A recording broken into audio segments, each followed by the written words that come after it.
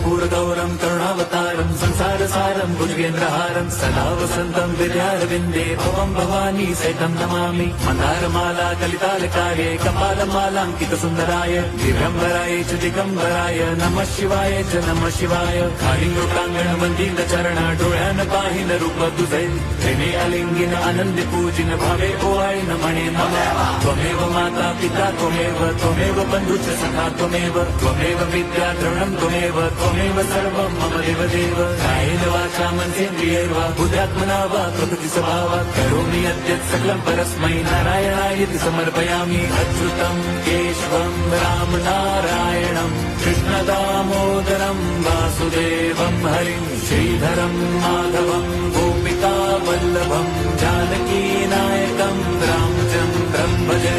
Hare Ram